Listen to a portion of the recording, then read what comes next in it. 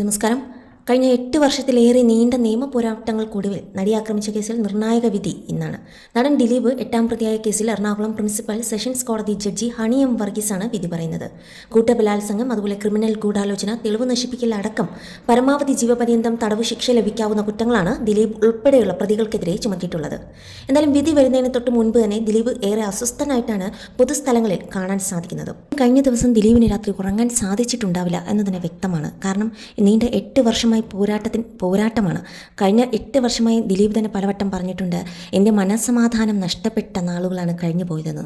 എന്തായാലും വിധി എന്താകും എന്നുള്ള ആശങ്കയിൽ തന്നെയാണ് ദിലീപും കുടുംബവും.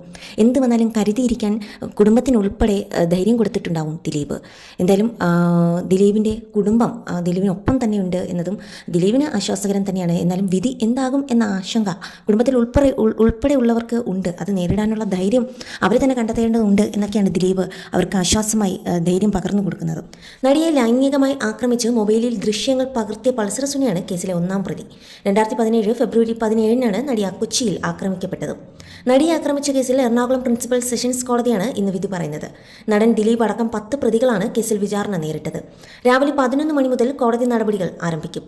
ആക്രമിക്കപ്പെട്ട നടിയോടുള്ള വ്യക്തിവിരോധത്താൽ ബലാത്സംഗത്തിന് കൊട്ടേഷൻ നൽകി എന്നാണ് ദിലീപിന് എതിരായ കേസ്. കേസിൽ 8ാം പ്രതിയാണ് ദിലീപ്. ആക്രമിച്ച് ചെയ്ത ദൃശ്യങ്ങൾ പകർത്തിയ പൾസർ സുനി 1ാം പ്രതിയാണ്. ബലാത്സംഗത്തിന് ആദ്യമായി കൊട്ടേഷൻ നൽകിയ കേസാണിത്. എന്നാൽ ഇത് കെട്ടുകഥയാണെന്നും പ്രോസിക്യൂഷൻ കെട്ടിച്ചമച്ച തെളിവുകളാണ് കോടതിയിൽ എത്തിയതെന്നുമൊക്കെയാണ് ദിലീപിന്റെ വാദം. പ്രതികൾക്കെതിരെ പീഡന ശ്രമം, തട്ടിക്കൊണ്ടുപോകൽ, ഗൂഢാലോചന, ഭീഷണിപ്പെടുത്തൽ, ബലപ്രയോഗത്തിലൂടെ അപകീർത്തികരമായ ദൃശ്യങ്ങൾ പകർത്തൽ തുടങ്ങിയ കുറ്റങ്ങളാണ് ചുമത്തിയിട്ടുള്ളത്. 2017 ഫെബ്രുവരി 17 കേസിനാസ്പദമായ സംഭവം. തൃശൂരിൽ നിന്നും കൊച്ചിയിലേക്ക് പോവുകയായിരുന്ന നടിയെ അങ്കമാലി അത്താണിക്ക് സമീപം കാർ തടഞ്ഞ് ആക്രമിക്കുകയും വീഡിയോ പകർത്തുകയും ചെയ്തു എന്നാണ് case. Pulsar Suni, Martin Antony, B Manikandan, VP Vijesh, അതുപോലെ H സലീം എന്നീ വടിവാൾ സലീം, പ്രദീപ്, ചാർലി തോമസ്, നടൻ ദിലീപ്, സനിൽകുമാർ എന്ന മേസ്ത്രി സനിൽ, ശരത് ജി നായർ എന്നിവരാണ് കേസിലെ പ്രതികൾ. ദിലീപ് അടക്കം കേസിലെ 10 പ്രതികളും ഇന്ന് കോടതിയിൽ ഹാജരാകും. വിധി പറയുന്നതിന്റെ ഭാഗമായി കോടതിയിൽ പോലീസ് സുരക്ഷ ശക്തമാക്കും. കോടതി പരിസരത്തേക്ക് പൊതുജനങ്ങളുടെയും മാധ്യമങ്ങളുടെയും പ്രവേശനം നിയന്ത്രിക്കും. 2018 ആരംഭിച്ച വിചാരണ നടപടികൾ കഴിഞ്ഞ മാസം 25 പൂർത്തിയായത്.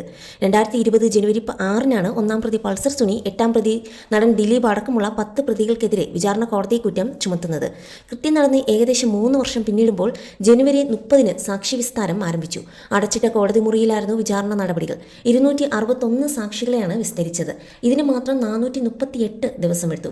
ചലച്ചിത്ര താരങ്ങളായ ഭാമ, സിദ്ദിഖ്, ഇടവേള ബാബു, ബിന്ദു പണിക്കർ തുടങ്ങി 28 സാക്ഷികൾ വിചാരണയ്ക്കിടെ മൊഴിമാറ്റി. 11 മാസത്തെ ഇടവേളയ്ക്ക് ശേഷം 2022 നവംബറിൽ വിചാരണ പുനരാരംഭിച്ചു. ഇതിനിടെ വിചാരണ കോടതിയുടെ നടപടികളിൽ പ്രതിഷേധിച്ച് 2 സ്പെഷ്യൽ പബ്ലിക് പ്രോസിക്യൂട്ടർമാർ രാജിവെച്ചിരുന്നു. അതിജീവിതയുടെ അപേക്ഷ പരിഗണിച്ച് അഡ്വക്കേറ്റ് ബി അജകുമാറാണ് 3ാമത്തെ സ്പെഷ്യൽ പബ്ലിക് പ്രോസിക്യൂട്ടറായി ചുമതലയേറ്റത്. സാക്ഷി വിസ്താരം അനന്തമായി നീണ്ടതോടെ വിചാരണ കോടതിയുടെ അപേക്ഷ പരിഗണിച്ച് സുപ്രീം കോടതി പലതവണ കാലാവധി നീട്ടി നൽകി. ക്രോസ് വിസ്താരത്തിന് ഏറ്റവും സമയമെടുത്തത് ദിലീപിന്റെ അഭിഭാഷകരായിരുന്നു. കേസിലെ അന്വേഷണ ഉദ്യോഗസ്ഥനായ ബൈജു പൗലോസിനെ 110 ദിവസത്തോളമാണ് വിസ്തരിച്ചത്. ഇതിൽ 87 ദിവസവും എടുത്തത് ദിലീപിന്റെ അഭിഭാഷകനാണ്. കേസിൽ ആദ്യ കുറ്റപത്രം സമർപ്പിക്കുമ്പോൾ ദിലീപ് പ്രതിയായിരുന്നില്ല. 6 മാസത്തിനു ശേഷം അനുബന്ധ കുറ്റപത്രം നൽകിയാണ് ദിലീപിനെ 8ാം പ്രതിയാക്കുന്നത്. കേസിലെ പ്രതികൾ ബ്ലാക്ക്മെയിൽ ചെയ്യുന്നു എന്ന ദിലീപിന്റെ പരാതി തന്നെ അന്വേഷണത്തിന്റെ ഗതി മാറ്റി.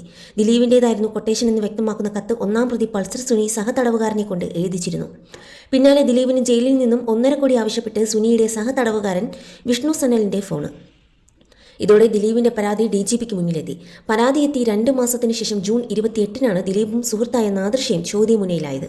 ജൂലൈ 10 അറസ്റ്റിലായ ദിലീപ് 85 ദിവസത്തിന് ശേഷമാണ് ദിലീപ് ജയിൽ മോചിതനായതും.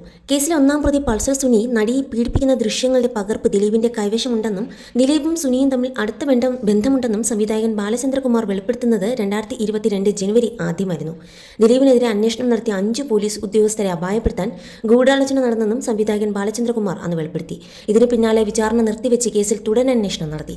തുടരന്വേഷണം പൂർത്തിയായപ്പോൾ അന്വേഷണ സംഘം കേസിൽ ദിലീപിന്റെ സുഹൃത്ത് ശരത്തിനെ പ്രതി ചേർത്തു.